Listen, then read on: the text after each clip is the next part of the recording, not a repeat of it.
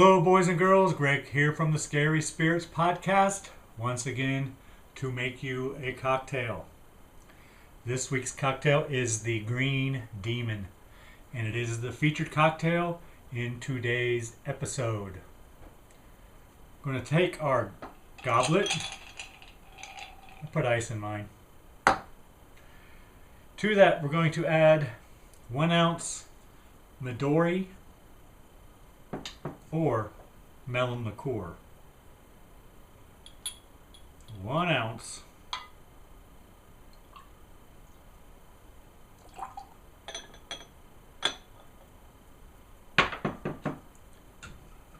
Next,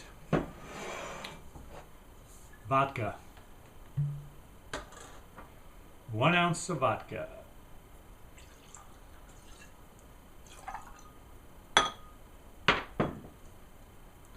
It's pretty green. White rum. 1 ounce. Once again.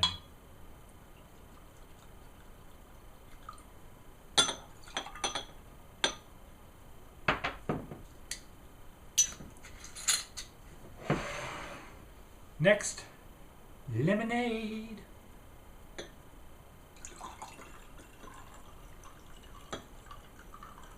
I'm just going to top it off.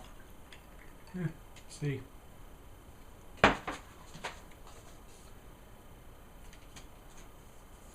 Then we stir.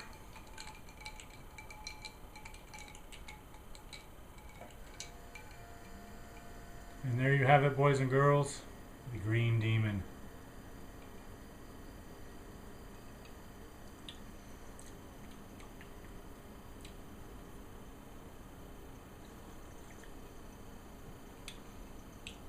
Yeah, that's pretty good. Thanks for watching. Hope you enjoy the podcast. See ya. Often in horror films, especially ones involving teenagers, parenting is not shown in the most flattering light. But in this week's episode of the Scary Spirits podcast, Fright Night from 2011, we actually get a single mom who trusts her son. She listens, supports, and protects him. It's a refreshing change to see good parenting. And I must say, I'm all for it. Go moms! Cheers! Welcome to the Scary Spirits podcast. Please be advised that the presenters may use adult language and/or discuss adult situations. This podcast is not intended for younger listeners or those that may be easily offended. So, if you're ready, let's go.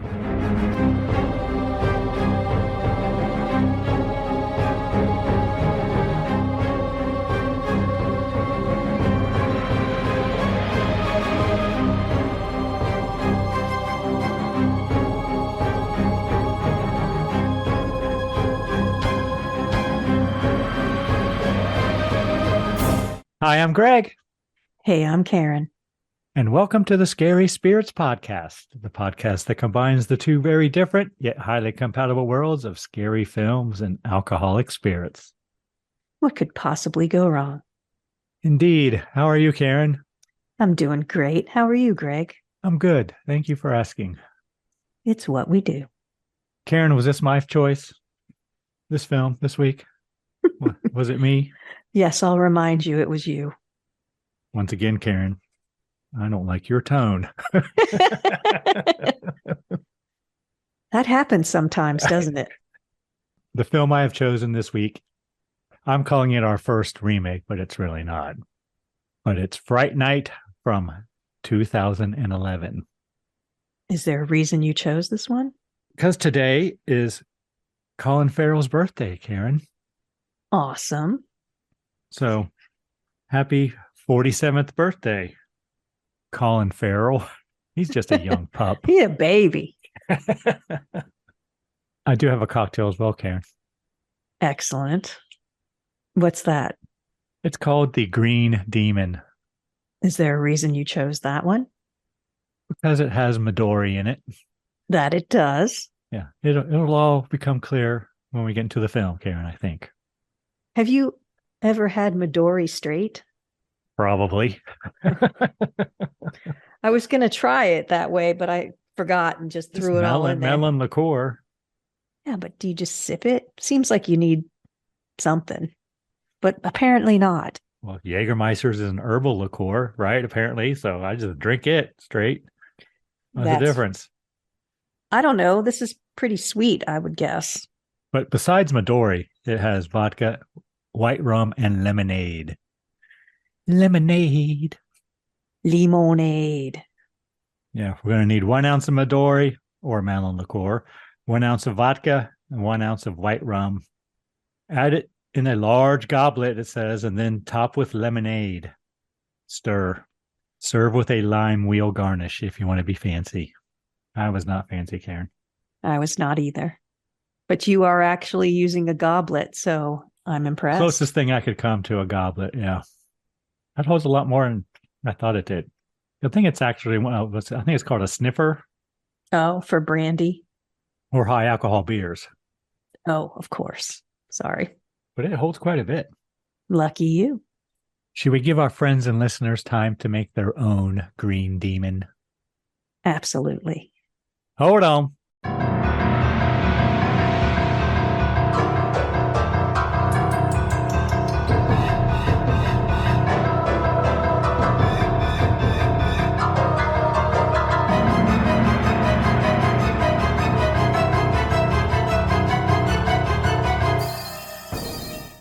And we're back. Yes, we are.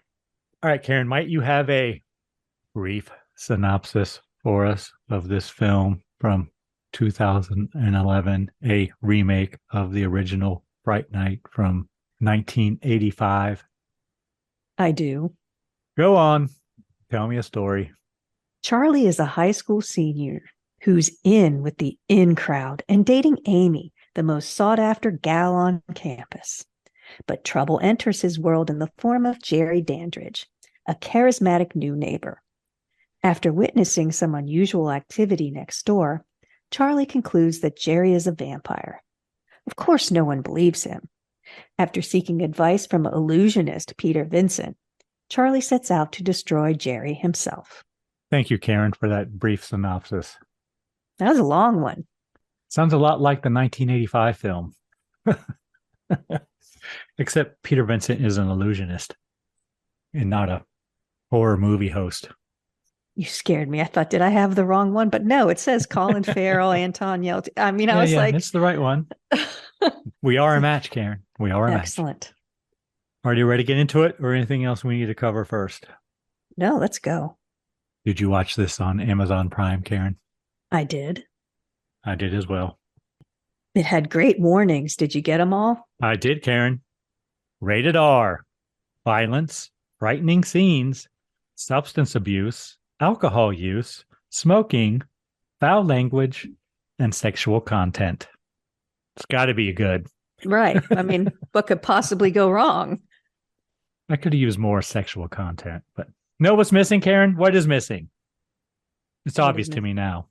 Nudity. Oh, nudity. I was going to say boobs, but I'm like, I can't just say that. That's not right. But yes, nudity. Nudity is missing. Film opens and we have credits, Karen. And then there's a commercial for an extreme magician named Peter Vincent. And who does he look like? Who do you think he's patterned after? Do you know those emo magicians? Chris Angel. Yeah, Chris Angel. Right. That's who he's patterned after. So I never watched Chris Angel. I didn't either, but I knew who they were referencing. I was more a David Blaine guy. Well, I had to look up to see what the difference was between those two. Because I knew it was one or the other, but it's definitely Chris Angel who this is kind of stealing image and stuff from. He had a show called Mind Freak in 2005, and which was filmed in Vegas. One thing I found is Chris Angel is the most watched magician in internet history since the late 2000s. His clip Walk on Water has received more than 39 million views by 2010. And 46 million by 2013. So this is old information, obviously. But if you know what Chris Angel looks like, that's pretty much what this guy looks like. He was just, I wanted to see if he was popular before this movie came out. or the other way around. I was curious which direction that went, and he was popular before. So they are definitely imitating him. And we start to hear news reports of someone trying to bite a woman at a grocery store. We should say he's the host of Fright Night. That's the commercial. Mm-hmm. That's what he hosts. Yes. Is that the same name as the show in the original? Yes. Okay. I thought so. So they do keep some things from the original in this remake. Lot from the original. Yeah. But family who has watched as TV is on in their house. Basically, mom and dad are killed, and the kid hides under a bed and grabs a gun from in between the mattress. I guess his dad's gun. Of course, there's a trigger lock on it, so he's got to get the keys from his dad's pants pocket. And his dead dad's pants pocket. Dad, yeah, right next to him. But then as soon as he gets it unlocked, boom, he gone. Yep. It's real quick. We don't really see much, right, of the vampire or whatever it is. Next, we have a montage of suburbia, I wrote, Karen. Kids playing in sprinklers, which we love to do as kids. Did you play in the sprinklers? No. We didn't have a sprinkler, Karen. Well, we only had a sprinkler to play in. There's a man washing a car, just women walking with their kids. It's very suburban, like you said. And we see Charley. We learn it's Charley walking with his motorcycle because apparently it won't run, and he offers to help his neighbor take out her garbage. Doris, yes. So then Charley's mom calls to him or whatever. He comes over. Well, because Charley's watching Doris, who has Juicy on her butt, those sweatsuits. No, Lucky. I think it says Lucky. Oh, okay. Well, it's made after those very popular sweatsuits from that era. Sweatpants. Well, it was a suit. It had a matching top and bottom. Great. It was an outfit, apparently. Okay. I never had those, but there were words on the butt. And he's watching her walk away. He offers to help Doris with her trash. Because she's a very beautiful woman, young lady. And then his mom, who is also bringing out the trash, does not get an offer for help from Charley. But she says, stop leering at the neighbors. Mm-hmm. So she busts him. I'd offer to help mom with her garbage.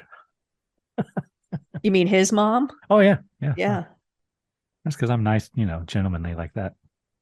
Yeah, she's pretty too. Toni Collette. We learn apparently mom is a Century 21 real estate agent. And she's not happy about the neighbor and his dumpster in the front yard, Karen. Then Amy and her girlfriends pull up, and I guess they're going to take Charley to school. Because his motorcycle doesn't work. And then he go to school. And they're in a VW Bug, of course. Convertible. Yes, this takes place in Las Vegas. Yes. They get to school. There's a little banter there with the other cool kids.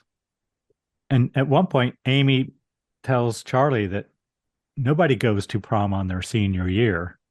That establishes that they're seniors in high school.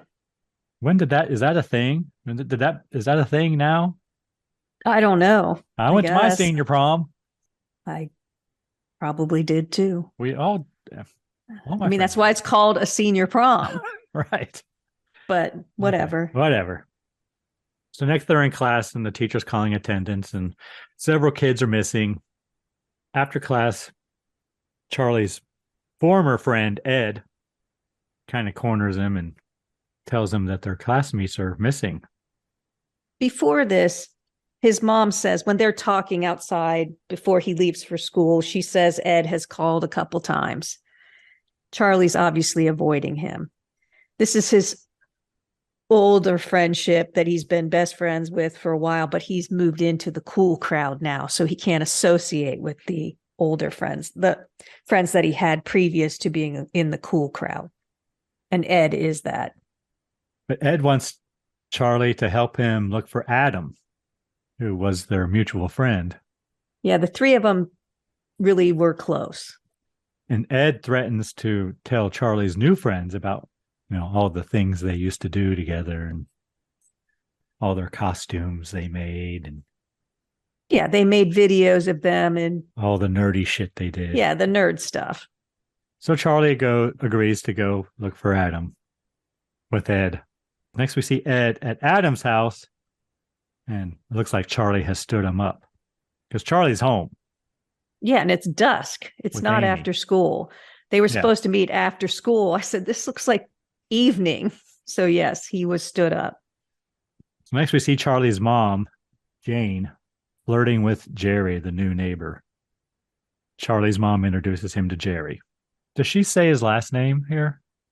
I don't think so, but I don't know. I didn't think so either. So I don't think we ever hear his last name is Dandridge. I don't think so. At least I didn't notice it.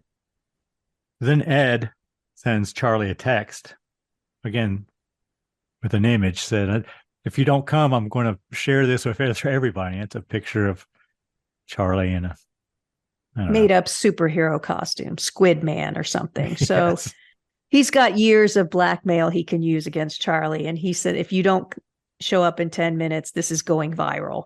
Because he's going to just blast it everywhere. So Charley leaves immediately. Charley goes to Adam's house. Ed tells Charley that Jerry is a vampire. They break into Adam's house. Ed has a wooden stake and a cross. And they're searching the house, but there's no one there. They don't even find any bodies or anything. No, and it must be cleaned up too, because there were blood smears on the floor and they don't notice any of that. And Charley tells Ed that he is reading too much Twilight.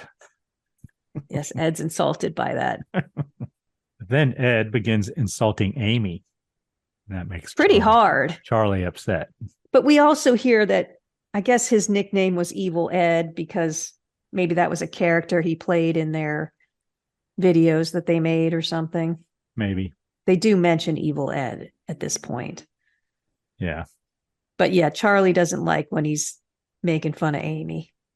Yeah, Charley pushes Ed down and tells him that his life started getting better when he stopped being friends with him. That's harsh. Next, we see Ed on his skateboard, I guess, riding home from Adam's house. And he's upset. And one of the cool kids, I think it's Mark, knocks him off his skateboard and messes with him. And it's a jump scare. You think it's going to be a vampire or something, but it's Mark. Right. I jumped. And they kind of get in a little fight. Ed tells Mark to punch him, and when he does, he ducks and runs away. And so when Ed runs away, he runs right into Jerry. And Ed throws looks like a can of paint through a glass door of an abandoned building. Well, he's trying to get into any house and no one will let him in. So he just busts it looks like a patio door, that would have glass, and he busts it to get inside. And he's like, ha, you can't come in unless I invite you. And we should say here that this film was originally released in 3D. Oh, was it? Yes. Oh, I didn't know that. So there's lots of things coming at you, a lot more than in The Revenge of the Creature. Like this paint can was the first one I really blatantly noticed was a 3D effect. But here we learn that vampires do not need to be invited into abandoned houses. I thought it was going to be that he busted into Jerry's house, because he was running through these backyards kind of haphazardly. So I thought, oh my God, he's busted into Jerry's house, but it wasn't. It was an abandoned place.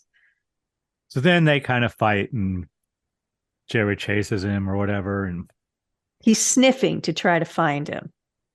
Yeah. I think Ed sneaks out a window onto like the roof of the lanai or something.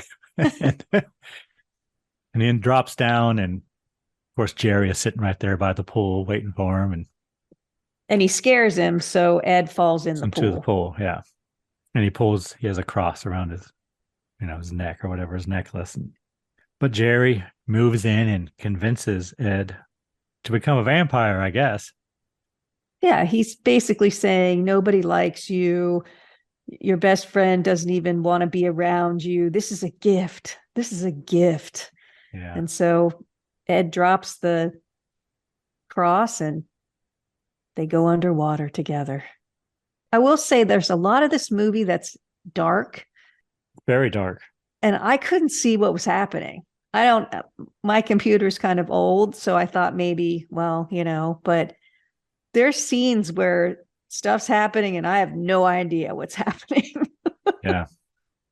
So next we cut to Charlie at his house, and he's watching home movies of himself, Ed, and Adam.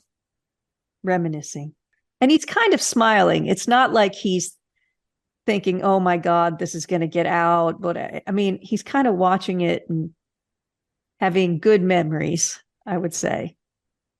Next day at school, teacher taking attendance again, and this time Ed is missing. So I guess after school, Charlie goes to Ed's house to look for him. Ed's mom and dad are there, and they let him in. Oh, Charlie, my, how you've grown. It's so good to see you. So they say Ed is left. He leaves early or something. So Charlie asks, hey, you mind if I go upstairs? I left something here or something. Or does he say Ed needs something? Well, he said it's a book that he needs, Charlie needs. Okay. And they say, oh, yeah, sure. Go ahead. See, that's back in if you grew up together. I mean, most parents wouldn't just let a kid in. Yeah, sure, go up to his room. But if you were in a neighborhood and you grew up with the kids, absolutely, the parents would let you do that. I left my, notebook in Libby's room. Can I go get it? Absolutely. No questions asked. But you just can't show up at someone's door and say, hey, can I go in your kid's room? So while Charlie's in Ed's room, he finds movies of Ed and Adam's surveillance of Jerry. I guess and there's a bunch of notes on how to kill a vampire on Ed's computer. So the videos show things happening, like someone's pushing a wheelbarrow, but there's no one on film. Or he gets out of the truck and there's no one there. I didn't even notice that. Oh, no, there's no one there. So vampires don't show up on video, just like they don't show up on film. Yeah. Or in a picture, the same thing. Yeah. Not so you see these things happening, but nobody's there. I didn't even notice that. So that's when he's kind of convinced. Charlie goes home, but Jerry stops him outside his house and asks him if he has some beer he could borrow. He has a hot date and he got no beer for his date. So Charlie says, yeah, sure. I'll see what we got. And Ed had told Charlie previously that you have to invite the vampire in the house. Otherwise, he can't come in. So he knows now not to do that. And so he doesn't invite him in. So he has to stand outside the door. Jerry does. He tries to get Charlie to invite him in, but he doesn't. Charlie's nervous. So this is where you find out that Charlie knows that Jerry's a vampire, and now Jerry knows that Charlie knows that Jerry's a vampire. Mm-hmm. Like they're playing this little game where they both know what's happening. And Charlie's very nervous because he's seeing that Jerry's not coming in because he hasn't been invited, that he drops a beer. And Jerry's like, oh, I can help with that. And Charlie's like, no. But when he tries to give him the Heineken 5-pack, remember that commercial? I know, but that commercial where the people would bring the Heineken 5-pack because they'd always drink one. So it was the joke that, but yes, it's Budweiser product placement, Budweiser 5-pack, but you can see Charlie's hand shaking as he's giving it to Jerry. So they all know what's happening. I don't think he's shaking his hand. I think he's teasing him. Really? Yeah. I think he begins to give it to him, then he pulls his hand back to see if Jerry will reach inside the door and grab it. Oh, I thought he was just scared. And he won't. So then Charlie actually hands it out to him. He's testing him. Maybe. Okay. I didn't see that part. I thought he was just afraid. Then Jerry tells Charlie that, he figures his dad split, and so it's up to him to protect his mother and his girlfriend. Yes, veiled threats. Big responsibility on you, Charlie, because there's lots of bad people out there. And he thanks Charlie for the beers and leaves. Charlie goes up to his room, and Amy is waiting for him, Karen. Without cleaning up the beer. He just left it. It's true, he didn't. As a mother. Well, Amy is waiting for him, Karen. But he forgot about that. But if I came home and that was, I would be one, what's my senior doing? Why is there beer missing and broken on the floor? And two, you could at least clean it up. Come on. So he goes to his room. Amy is waiting for him, and she is feeling frisky, Karen. Apparently reading Wuthering Heights gets her all hot and bothered. But we just talked about that in a recent episode, yes. Wuthering Heights. The last episode, Karen. But Charley is preoccupied with Jerry and Doris because he sees them out the window and he learns that Doris is Jerry's date for that night. Amy gets angry and leaves. Yeah, she's ignored, so she's pissed off that he's neglecting her. Charley hears a scream and calls 911. And apparently the police see no reason to check out Jerry's house. Well, because he's like, you bet I made her scream. So they're all like, ho, ho, ho, ho. And Charley was asleep when the scream woke him up. So it's later in the evening. Next, Charley watches as Jerry leaves in his big pickup truck. Yeah, Charley, where do you think he was going? It was a short trip, wherever it was. Don't know. So then Charley goes over and tries to break into his house. Yeah, he looks up how to pick a lock on YouTube. It looks like he's going to follow the directions. But he's not very good at it. And then he thinks, well, maybe there's a hidden key in this underneath one of these rocks. And sure enough, there is one. Well, it's the fake rock. So he's shaking them all, and then he hears one that's, got the key in it. Did you ever use one of those? Nope. No, me either. And that's exactly why you shouldn't, because everybody knows to look for one. Charley looks for Doris in Jerry's house. With no flashlight. He does take a photo of a flag he finds hanging in, I guess, Jerry's room, his office or some shit. Yeah, I couldn't tell if it was a library or an office or the bedroom. But then he opens the closet. It might be the bedroom. And he finds uniforms, various uniforms, including police officer uniforms in there. So next, Jerry comes home and Charley's like, oh, shit. And he hides in the closet. Yeah, do you think Jerry knows he's there? Not yet. Because he would be able to smell him. That was the whole point of it sniffing around for Ed and stuff. Yeah, he doesn't know yet. But while he's in the closet, he finds there's a secret door that leads to a hallway with other rooms, Karen. Locked doors, yes. With peepholes. Yeah, which is weird. Reverse peepholes. Rooms are weird enough, but then they have peepholes in them. And he finds Doris locked in a room. So once again, he tries to pick the lock to get her out. Just then Jerry enters and Charley hides in one of the other rooms. He watches as Jerry unlocks Doris's room and bites her. He pulls her out in the hallway to bite her. And Charley is watching and Doris puts her finger up to her lips to tell Charley to be quiet. Then Jerry puts Doris back in the room. I think he is saving her for later? ? Violently throws her back in the room. Yeah, he's just having a midnight snack. So do you think he pulled her out in the hallway because he knows Charley's there? No. Still no. You don't think he could smell him? No. Okay, because he could smell him every other time he can smell him, but whatever. Okay. Okay. Well, you can disagree, Karen. That's fine. I just thought it was weird because they're really close to each other in that moment, really. Then Charley finally picks the lock and gets Doris out. And then they try to sneak out. And here's where Jerry knows they're there. I think. Well, because Doris he stops is whimpering several times and sniffs. And he looks around. And by the time they leave, he definitely knows they're there. But he lets them leave. Because little does Charley know that Doris is turned. And so they walk out into the sunlight, Karen. And boom, she gone. Yeah. She explodes.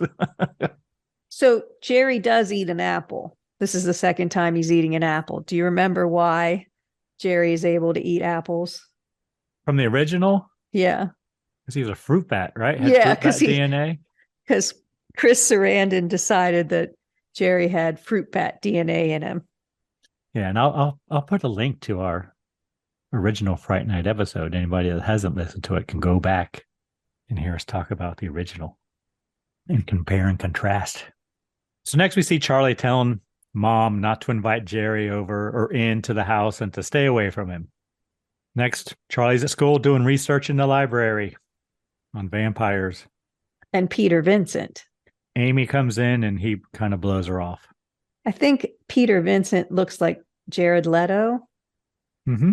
But then when I realized, what's the actor's name? David Tennant. Yeah. Did you ever see him in Good Omens? Nope. He plays Crowley. It's on Amazon. It's excellent. I know most people know him from Doctor Who, which I haven't seen. I don't know that, but Good Omens is hilarious. And he is so good in it. And I couldn't place him at first. I know him. Where do I know him from? He's excellent. So next we see Charlie in a casino. And it's the Hard Rock. There is some product placement. Yeah. And he makes himself a press pass using a newspaper and an ID badge. And he goes into a theater where Peter Vincent is rehearsing, and he talks Peter Vincent into doing an interview with him. Gives him 10 minutes. Peter gives Charlie 10 minutes, yes. Charlie asks Peter Vincent how to kill a vampire while Peter drinks Midori, Karen. What? Yes, he drinks Midori the whole fucking movie. Yes, he does. So did you know that? Have you seen this before? No. Or you just saw that in your research? But I saw that in my research. So I'm like, okay, I'm going to do a drink with Midori. So we should say that when Charlie goes up to Peter, I guess he has a home in the casino, or he's staying. Yeah, he's got probably a penthouse apartment or whatever. He's artist in residency or whatever. And one of the girls that works in the show, Ginger, is apparently his girlfriend. It's his wife. Oh, is it? And they walk through this vast collection of vampire stuff, forgotten texts, cursed objects, all kinds of stuff in all of these shelves that are you have to walk through all of that to get to Peter Vincent. And then the whole time that he talks to him, well, not the whole time, at least in the beginning, he starts taking off the persona, right? Mm-hmm. So he takes off his wig, he takes off his goatee, he's wiping off his tattoos, he takes off his lip ring. It's pretty funny. He's nothing like the image. No. So then Charlie tells Peter Vincent about Jerry. But of course, Peter doesn't believe him and tells him to get out of his house. But Charlie tries to get Peter to look at photos, especially the photo he took of the flag in Jerry's house. But Peter refuses, but Charlie leaves them there. Yes, and Ginger, who is his wife, has to show Charlie out. And Peter and Ginger have a kind of antagonistic relationship. They call each other names the entire time. It's kind of funny.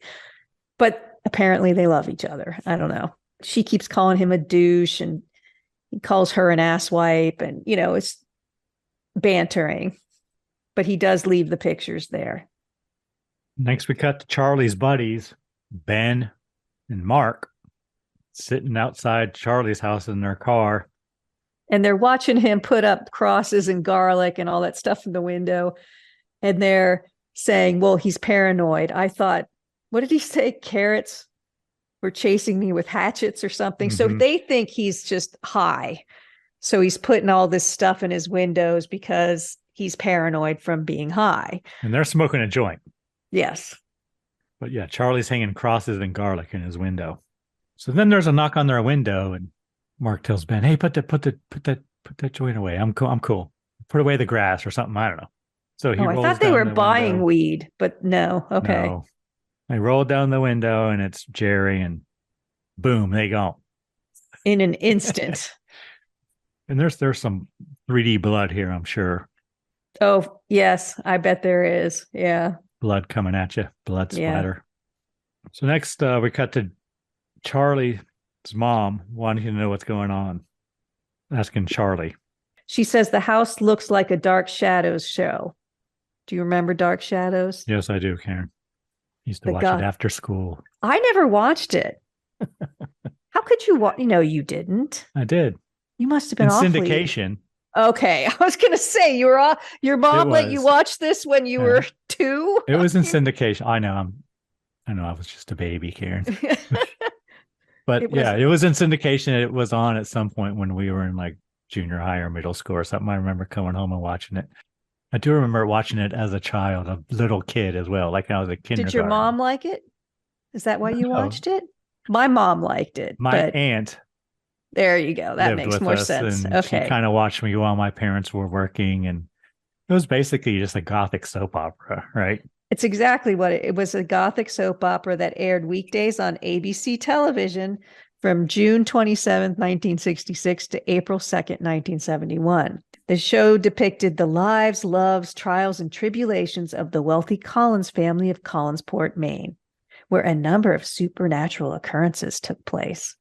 The series became popular when vampire Barnabas Collins was introduced 10 months into the run. It would also feature ghosts, werewolves, zombies, man-made monsters, witches, warlocks, time travel, and parallel universes. A small company of actors each played many roles. As actors came and went, some characters were played by more than one actor. It spawned a lot of sequels, and there are some movies, and it says the original network run of the show amassed 1,225 episodes. I mean, it's every daily. day. Yeah, it's a soap opera, so. Yeah, I was just a babe, Karen, in diapers. For sure. But I remember it. So then there's a doorbell. And of course, Charlie's freaking out. Don't answer the door. Don't answer the door. I got it. I got it. And goes down there, and Amy's just walking in. Like she just walks in the house. Because mom didn't lock the door, and Charlie's pissed. So then they confront Charlie and want to know what's going on with him. He's acting weird. And Charlie tells Amy to forget him. He doesn't want her hurt. And about this time, Jerry's outside the door. And I'm going to say this is some excellent parenting right here. What happens next? I think she's a cool mom. I like her. She's very in tune with her kid. So Yeah. Charlie's freaking out and acting very strange, to the point where you might think he is on something, like he's spouting off about, he's hung crosses and garlic all through the house. This is a big change for him. And he starts begging her not to open the door. Don't invite him in. And she's like, I'm an adult. If I want to go answer the door, I'll answer the door. And this is my house. Yeah, but he starts pleading with her.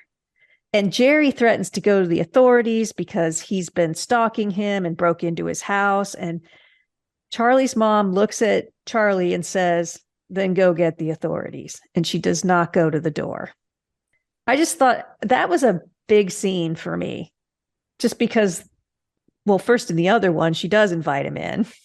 But well, Charlie's not even there. He comes home and finds them having tea together or drinks or some shit. Right.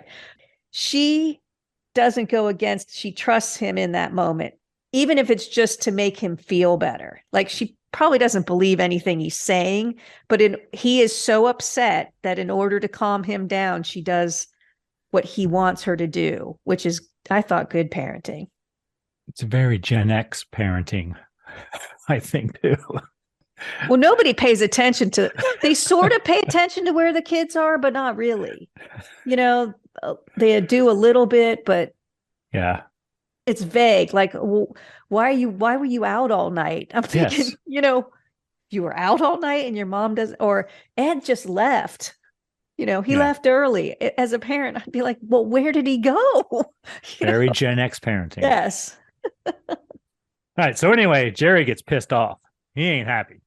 No, he's really mad. Really mad. He stomps over to his house, grabs a shovel, then stomps back over and a flashlight, stomps back over to Charlie's house and begins digging a hole in her backyard. And mom is not happy. He's like, what is he doing in my backyard? I do want to say at this point, we didn't mention earlier that Charlie's mom is a real estate agent. I did. And she's got a lot of signs that she's going to put in front of houses. Century 21 agent. I mentioned that, yes. And they're very sharp. The stakes that are going to hold the sign. Yes. So when you first see that, when she's putting those into the van, there's a little foreshadowing there. Is that what that is, Karen? So anyway, Jerry digs the big hole and he pulls up the gas line. with his bare hand. Pulls it Yes. right up. And it separates from, of course, the stove. He pulls it so hard, it like breaks apart from the stove. Then I think he takes his cordless drill and drills a hole into the gas line and then takes his lighter and lights it, Yep. which apparently makes fireballs come out of every gas appliance in the home.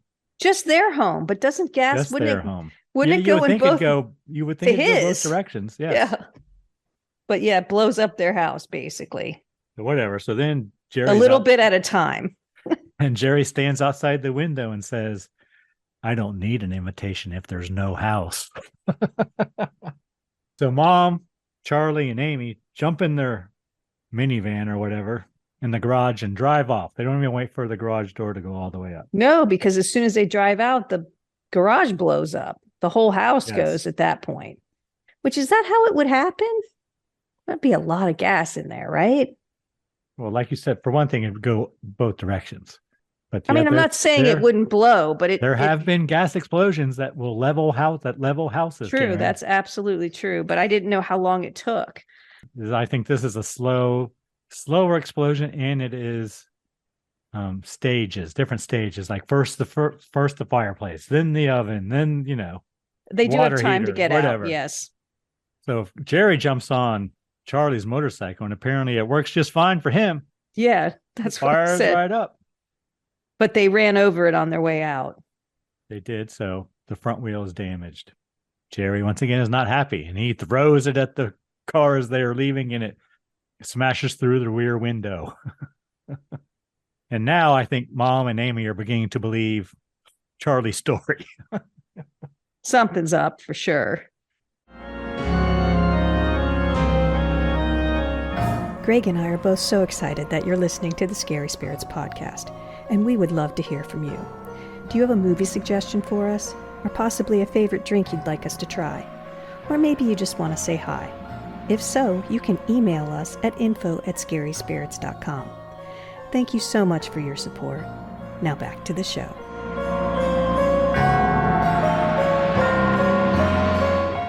So Jerry chases them in his truck then and tries to run them off the road, it looks like. Yeah, he's pissed. Yeah, but he passes them and blocks the highway and gets out of the truck and stands. So it's, again, in Vegas. So as soon as you're kind of outside the city, there are these Desert. Desert roads, basically. I mean, it's paved and everything. I'm not saying that, but there's not a lot of traffic out there. So, of course, Mom stops the car and she's like, what should I do? What should I do? And Charlie says, run him over. And he kind of like grabs the wheel and puts his foot on the accelerator even and forces her to run him over, which they do. Yep. And crash into his truck. And they keep driving for a while. And they're all like, where is he? Where is he? apparently he's hanging onto the bottom of the car, Karen, because his hand comes up through the floorboards. See, now if it was my old Chevette that had the floorboard all rusted out where you had to lift your feet if you went over a puddle so they wouldn't get wet, he could have reached right up in there and got me. Well, he does anyway. Yes, he does. But it wouldn't have been as hard if he had And he tries to grab, I think, Amy and the mom. And Mom, yeah. Because it's through the driver's side floorboard. So Charlie's trying to kick him. And then they stop. And then another car rear ends them, Karen. And the driver of the other car gets out and he's like, what are you doing? You're stopped in the middle of the road. And they yell at him, no, get back in your car. Get back in your car. Did you recognize the driver of the other vehicle, Karen? I did. Who was it? Chris Sarandon. It was Chris Sarandon. It was Jerry from the Yes. previous movie. Well, he's credited as JD in this film. Oh, nice. Well, that's his character's name. JD for Jerry Dandridge. He doesn't last long in this one. No, he doesn't. So Jerry bites him and he go. And he's in full makeup at this point. Yeah, full vampire. Jerry is. Yeah, he's like looking vampire now. He's not looking like Colin Farrell anymore. No. But he does change back and forth between the two. There are a lot of shots of now that you mentioned that it was in 3D, where the mouth is open and coming down. And that was probably part of it too, because that happens here, because all the multiples of teeth show up and everything once he's in full, because I said he's in full makeup now. Once he pushes the car, he's riding under the van. He pushes the van off of himself and goes over and kills JD. Then Charley gets out of the car with a cross. It's a big one. And of course, Jerry kind of teases him and, do you really believe, Charley? You have to really believe. And not the cross, Charley, not the cross. But Jerry grabs it with his hand and his hand catches on fire. So it's effective. But it burns the cross because the cross is wooden. It does. So the cross is now gone. And then Jerry tosses Charley around for a while. Pretty violently. So sometimes when you watch these movies, you think that would be it for me. I wouldn't get up from that. Like if someone threw me into a car and I ended up on the pavement, I'd be like, that's it. There's no getting up from that. But no, he gets up. Come now, Karen. You're stronger than that. I don't think so. And just as Jerry is about to kill Charley, Mom comes up behind and stabs Jerry with a Century 21 sign, Karen. But apparently she misses the heart, but it still fucking hurts. Yeah, because a little bit earlier, right before Jerry's going to chew on Charley, he says, have you ever been staked in the chest, Charley? It really hurts. And then he says, I have, but they missed the heart. And then he shows him right where his heart is. And then in the future, Charley will know, but his mom misses the heart. And then she watches him writhe around in pain and passes out because of what she just did. Mom does, yeah. Yes. And hits her head. Yeah, so Charley, Mom, and Amy drive off. Cut to Peter Vincent's house. And again, he's drinking Midori, Karen. Straight up Midori. With ice. He begins looking at the photos that Charley left, and he notices the flag, and he goes into his safe, and he just happens to have a drawing of the same flag in his collection. Yeah, he's got an extensive collection. And Ginger even says, he started this collection, and now the scholars call him to find out things. Cut to the hospital. Apparently, Charley's mom has been admitted. Bump on her head or some shit. She's in a coma, basically. Probably, yeah. And Charley tells Amy about Ed coming to him and asking for help with Adam. And Charley feels like he let Ed down. And, and Amy says, well, people change because they used to be such good friends. Charley says, yeah, I changed into a dick. But she always knew that she wanted him. She didn't want a dude. She wanted someone like Charley. Yeah, she knew he was a dweeb. He was different. Charley's phone rings, and it's Peter Vincent. And he tells them to come to his house. I think he says the next day. Did he say the next day? I think he said now. Okay. But I don't know. Because it looked like now, because they were in the same clothes. Oh, no, get to his place in 1 hour is what he says. Okay. And Amy's like, we're going to get to meet Peter Vincent. And Charley says, it's underwhelming, believe me. But he's all we've got. So they get there, and Peter Vincent tells them about the species of vampire that Jerry is. Well, he says, I'll tell you what I know, but I'm not joining your Scooby gang. And then he starts to tell him all about the vampires and where they originated. And Jerry's species likes to keep its victims around. He calls them snackers. Yeah, they're from the Mediterranean. They nest in the earth. And they kill slowly, keep their victims alive for days. Then they hypothesize that Jerry might be trying to build a tribe because his species are tribal. There you go.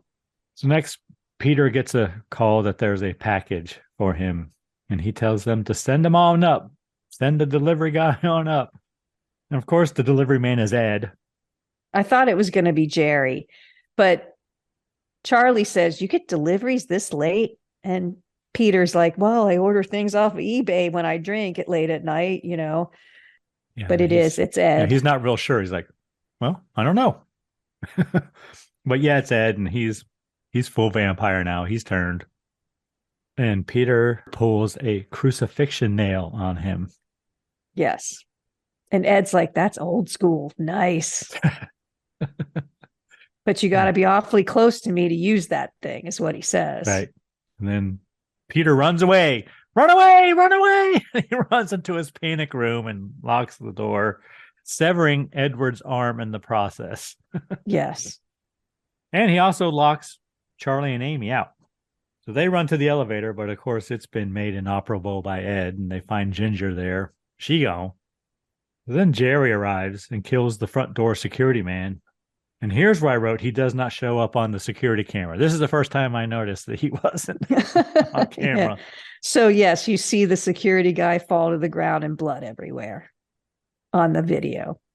So upstairs in Peter Vincent's apartment or whatever, Ed is stalking Charley and Amy. And Charley says to Amy, there's more than one way out of here, and there's a million things to fight with, because there's this collection of vampire killing stuff. So Charley and Ed fight.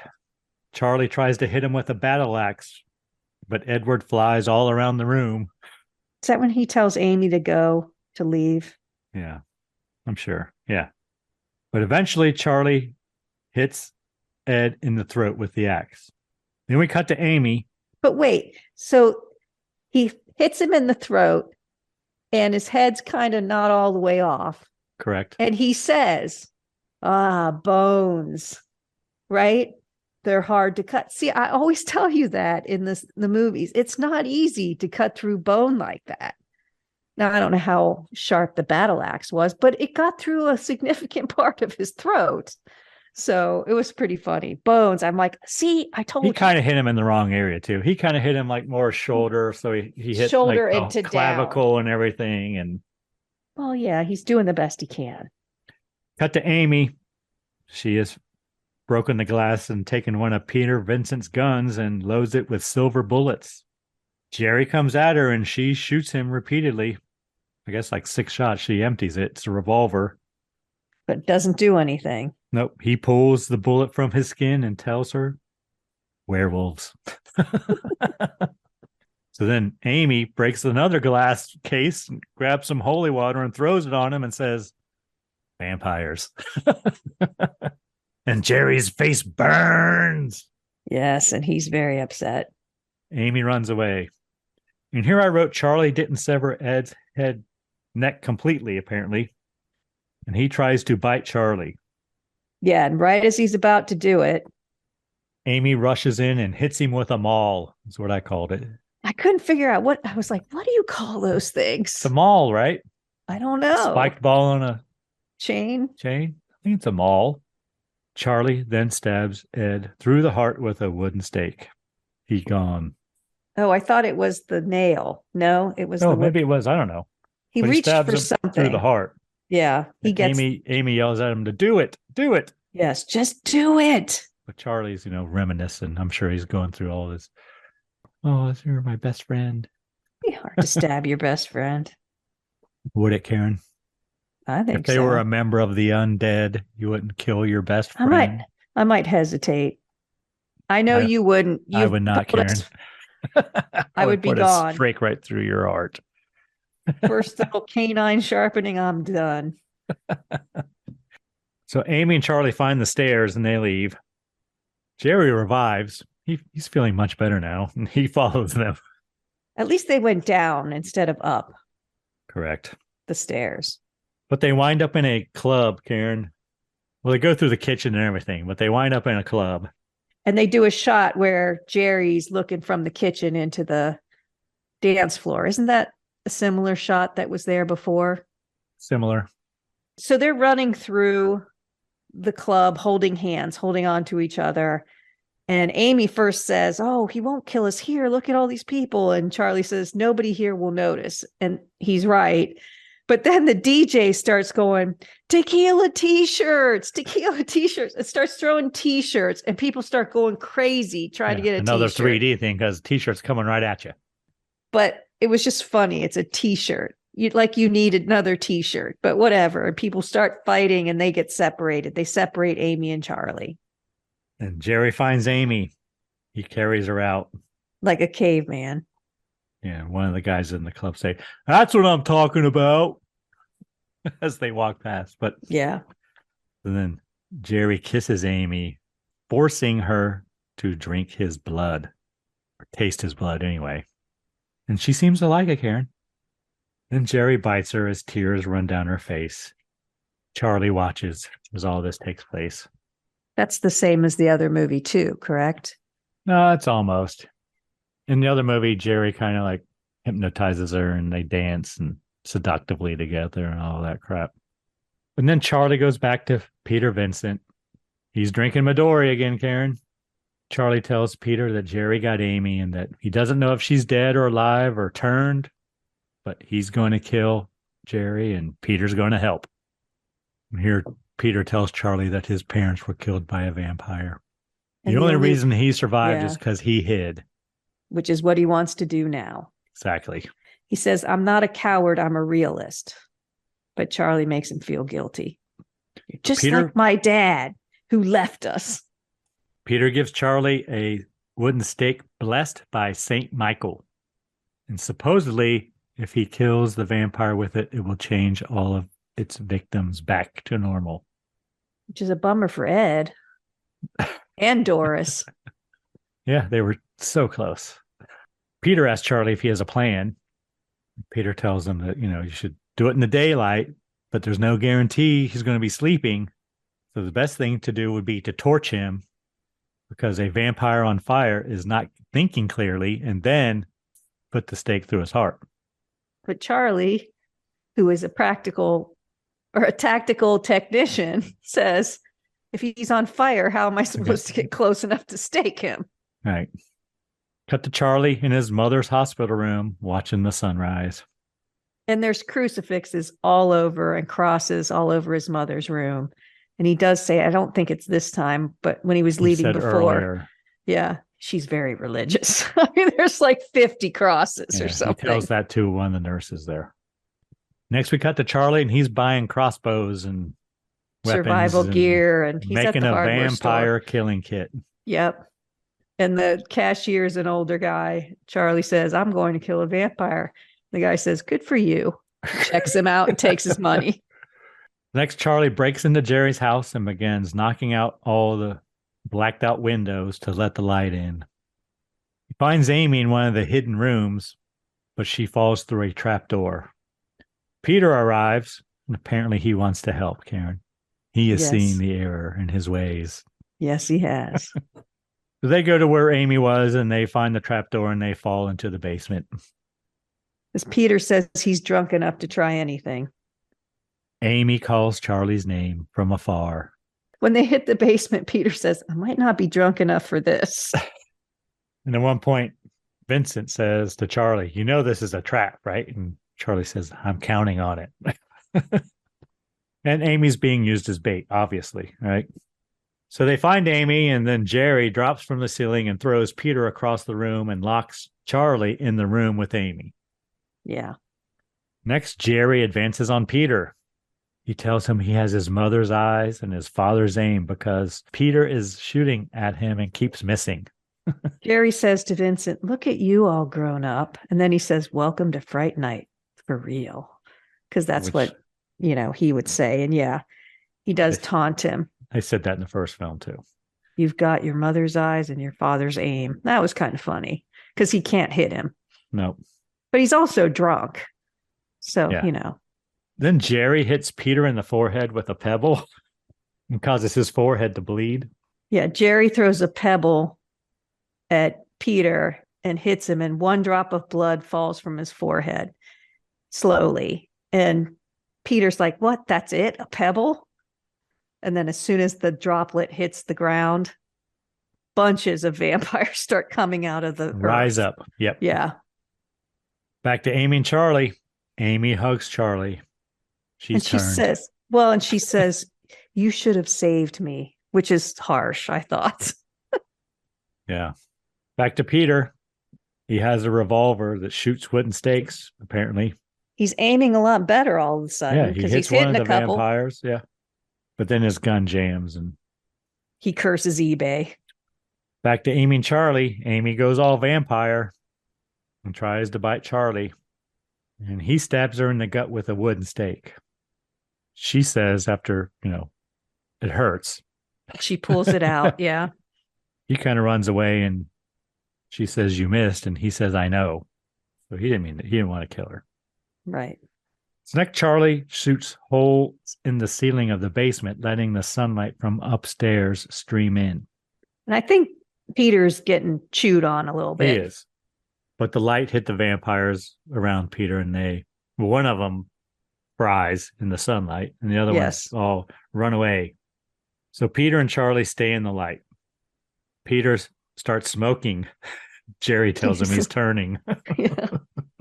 Smoking like his hand is smoking. Yes, not just sitting back with a cigarette. No. Yeah. And Jerry's taunting Charlie about Amy. Thank you so much for bringing her to me. She makes me feel young again. And tells them that they can't stay in the sunlight forever. At some point, the sun is going to go down and they will just wait. And then he starts kissing Amy. Yes. And Peter's like, that's tough, man. Yeah. So Peter lights his cigar with his Zippo. Well, and Jerry slices his chest and Amy's sucking his blood. It's pretty torturous for Charlie to watch all that. But then, yes, Peter has his lighter with him. And Charlie asked Peter, got a light? And apparently he's got some flame suit on. Right, Karen? Yeah, because Peter goes, really? That's your plan? And Charlie says, no, it's your plan. Because he brought it up earlier. Yeah, he's got some almost like a stuntman flame suit on or something. So Peter lights him up. His suit's engulfed in flames. He's got goggles on and head protection and all of that shit. But he jumps on top of Jerry. Chains himself to him.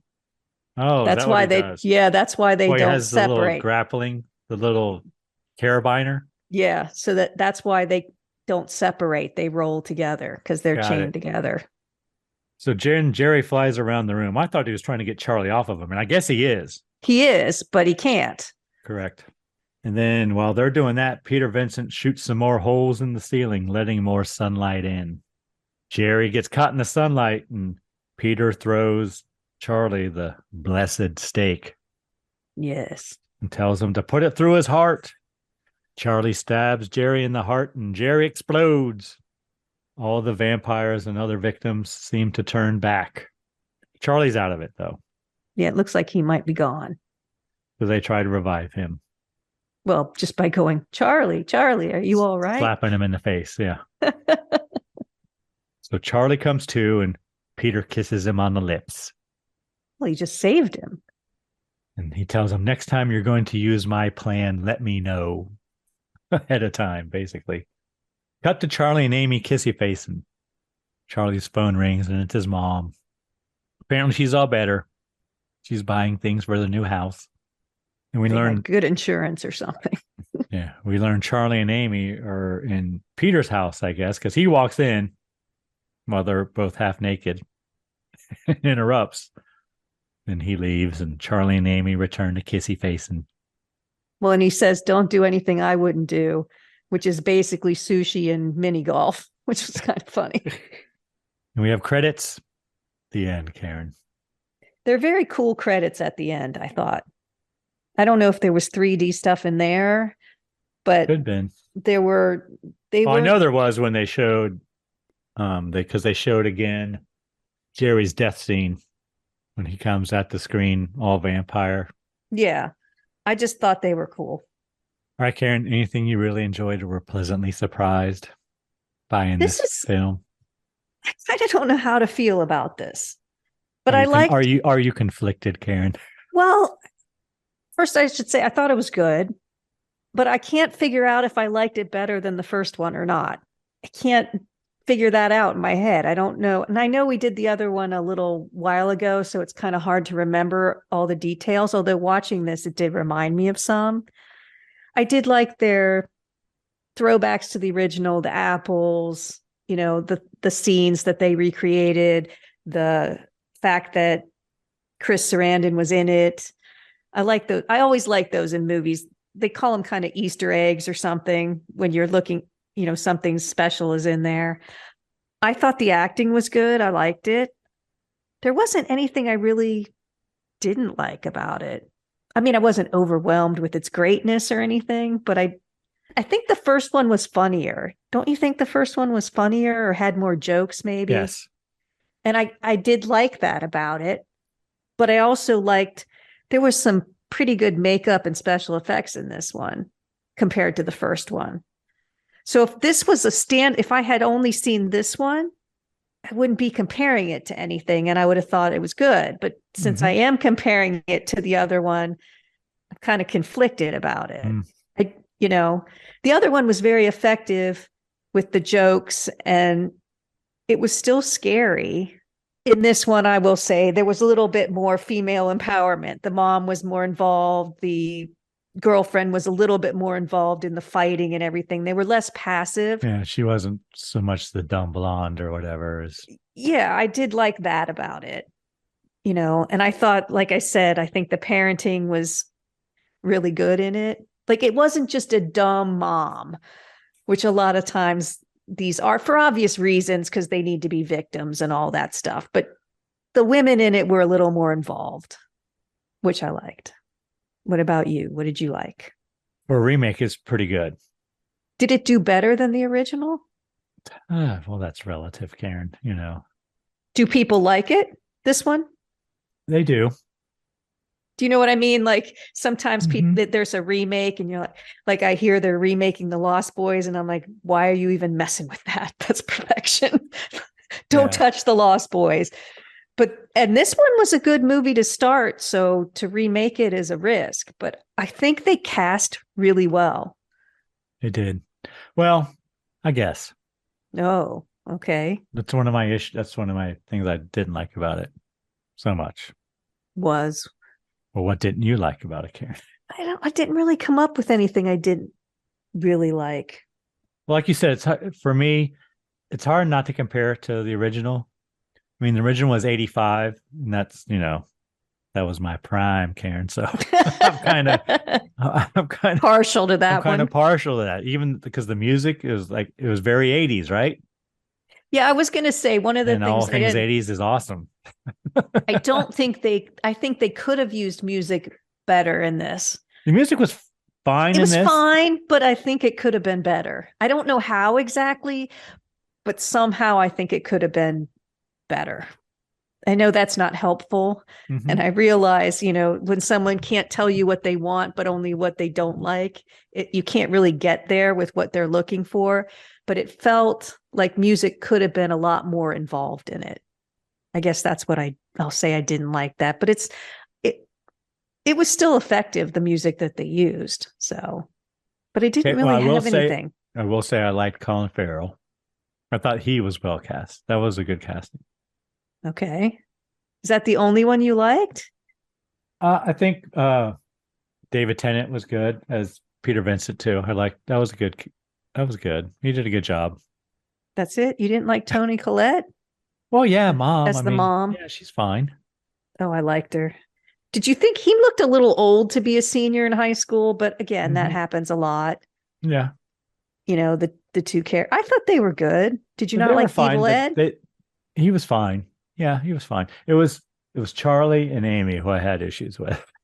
Well, that's going to be a problem. Yeah. No, I didn't. I thought they were fine, but I don't know. I think they could have done better. They weren't distracting to me. Sometimes when there's a miscast, you can't get past it. Is that how it was for you? Yes, you couldn't, especially for Amy, actually.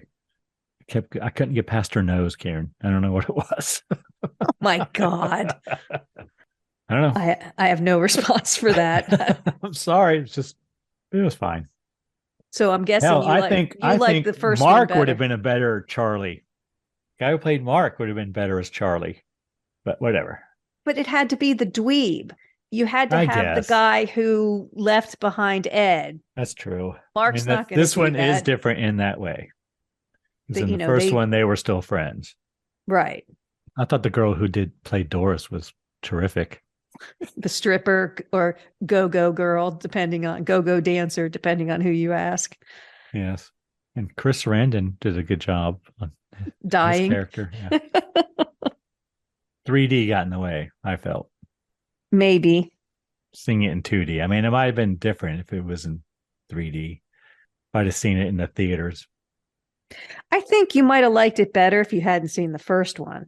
That's kind of the conundrum is, the first one was different, very similar. I love the first one. It's one of my but it had more favorites. humor and more comedy through the whole thing. Cleverness. It was clever. But this one had the effects, and that's always kind of nice to see too. So if you could combine the two, it would almost be perfect. Well, the original had good effects for 1985. I agree. Plus, it had Roddy McDowall. I kind of like Chris this story Sarandon. better than the first one. But that's again because I liked that the mom had more of a role and there was more conflict between him and Ed. You know, I like the story on this one better, but I think I like the first movie better. So what's the deal with Charlie's t-shirt, Karen? What was it? Throughout the whole movie, he's wearing a t-shirt. I think it has a pigeon on it. Does that mean anything?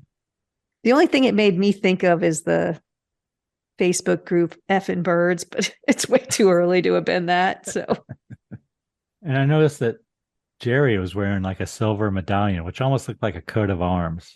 I didn't notice. I did notice the t-shirt, but I just thought, I think it was just like, what would a kid wear? Really? Oh. A pigeon? Well, I don't know. Not an Iron Maiden shirt or something? He's a geek. Okay. Yeah, his Ed is kind of wearing like some weird like Space Invaders thing or something like that. Weird. So he's got to be between the Iron Maiden and the Space Invaders. That's obviously pigeon, Greg. Okay. Maybe I'm looking for something that in there. Would have been better if it was like a bat or something. Or a squid. It should have been a squid because he was Squid Man earlier. You know, it should have been something like that. All right. What kind of cocktail rating you want to give it? I'd give it a 3. I think it's solid on its own. You know, you don't have to see the first one, but I agree. I thought it was scarier than the first one just because of the effects and stuff. That stuff creeps me out more than it creeps you out. Darker than the first one. Well, for sure. Literally, but also in story. Would you like to hear a review of the time?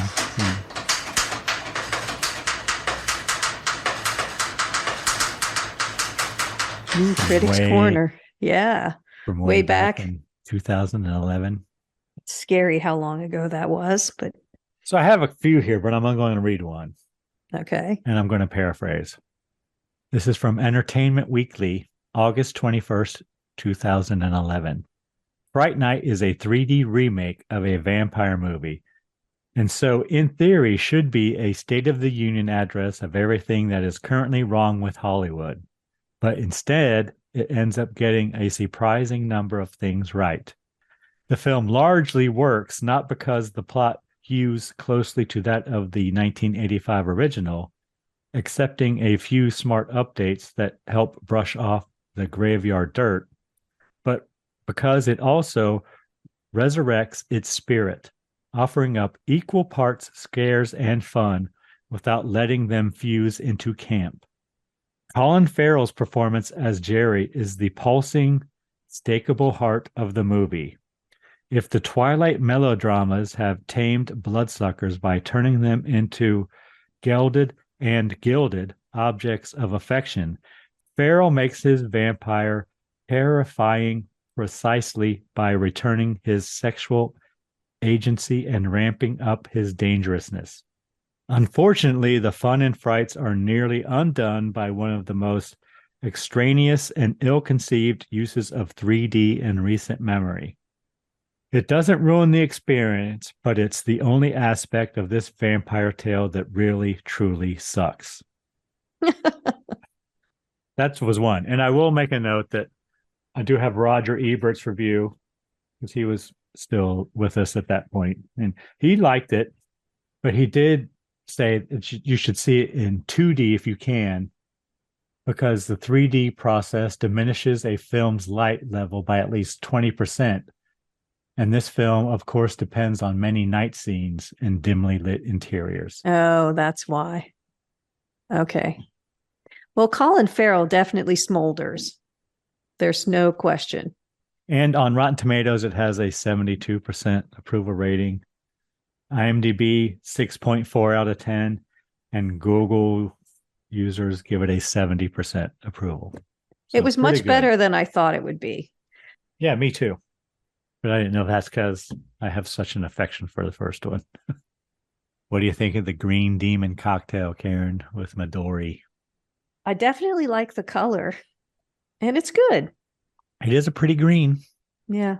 I like it. Do you like it? It is good. Is it a lanai cocktail or no?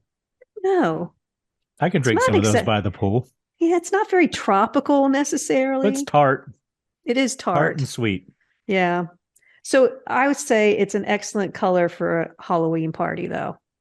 You know, if you were trying to make a mixture of drinks, you can't go all vampire red, but you could move it. If you had like a piece of dry ice you could put into it.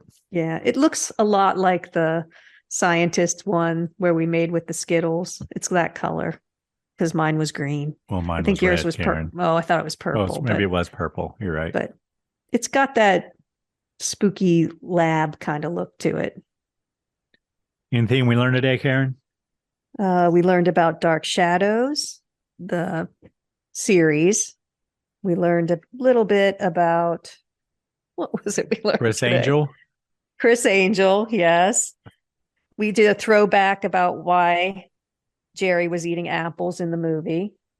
It's pretty much it. All right, Karen. Next film, I believe it's your choice, is it? Is it not? It is. And what film are you going to subject us to next time, Karen? We are going to watch the Mothman Prophecies from 2002. Any reason you chose that film, Karen? Well, actually, I didn't choose it. Oh. This is a fan request. Another one? It's a listener request. Who this time, Karen? Who do we blame this time? Courtney has suggested that we watch this movie after she listened to our cryptids episode. Courtney in Columbus. She is a longtime listener. Okay, so we'll be watching The Mothman Prophecies from 2002 just for Courtney. Is that what we're doing? Well, we inspired her. She listened to the cryptids and she wrote in and said, hey, have you ever watched this movie? Which I have not. Have you seen it? Do not believe so, Karen. Do you have a cocktail to go along with the film? Did Courtney suggest a cocktail? No, she didn't, but I have one. Go on. It's called the Red Eye. So when we did the cryptid episode and I talked about the Mothman, he did have glowing red eyes. I don't know if he does in the movie, so I'm keeping my fingers crossed. Don't even know if he makes an appearance, do we? But we're going with the red eye because even if he's off screen, he's got red eyes. Okay. And you're going to hate it. Awesome. What are we going to need, Karen? We are going to need 2 ounces of tomato juice. I hate it already. Go on. I told you. Or V8. You can use your old V8 can. Oh, that's so much better. Go on. 1 12-ounce can or bottle of lager beer. Okay. Kosher salt to taste. And 1 lime wedge if you want to be fancy. Go on. So first, that's it. Okay. Gather the ingredients. Pour the tomato juice into a beer mug. Fill with beer. Add salt and more tomato juice to taste if desired and stir. Serve and enjoy. This is mostly served at brunches for people who don't like champagne. They just had another option for a mimosa. There's a bunch of recipes out there. It's the same almost as a Bloody Mary, but instead you use beer. So you can add Worcestershire sauce or any of those things to it. It's a basic Bloody Mary, but substituting beer. I didn't hate the Bloody Mary. So we'll see. It'll be interesting. I'm not a fan of beer, but I'd like to see what it tastes like. It has to be lager beer, Karen. I've seen other ones where it's light beer. So whatever beer you have. So I can use my special low calorie, low carb, hoppy beer that I found. Absolutely. Okay, awesome. Anyone you need to thank this week, Karen? Well, Courtney. No, we'll thank her next week, won't we? Yeah, we'll see how the movie is, and then we'll decide if we want to thank her or not. Okay. I'd like to thank all our listeners out there. There's a lot of podcasts floating around there in the universe. Thanks for spending time with us. What about you, Greg? Who do you need to thank? Well, Karen, I need to thank Georgie for subscribing to our newsletter. Awesome. How did he do that? From our website, I guess, Karen. Apparently there's like a newsletter sign-up thing on there or something. Really? Yeah. Wow. You just enter your name and email address, and every month you'll get a newsletter. And bam! Crazy. A Scary Spirits newsletter hits your mailbox. Awesome. I want to thank Jet Baby 2T. I think I thanked them last week too, but they commented this week on our YouTube video saying that they second doing a Wicked Ramblings on the Warrens. Oh, cool. Amanda Diaz subscribed to YouTube, and Edward Lozano also subscribed to our YouTube channel. So Nice. Thank you all for interacting. And of course, I need to thank the band Verse 13 for providing all the music in the Scary Spirits podcast. The music definitely makes the podcast better. Anything else, Karen? Please drink responsibly. Yes. Thanks so much for listening. Want to keep in touch? Check out our website, scaryspirits.com. Follow us on Facebook and Instagram at Scary Spirits Podcast. Find us on YouTube at Scary Spirits Podcast. If you have questions or comments, you can email us at info@scaryspirits.com. To help us grow the podcast, you can leave us a review on Apple Podcasts. You know, we really do appreciate your support. And as always, please drink responsibly.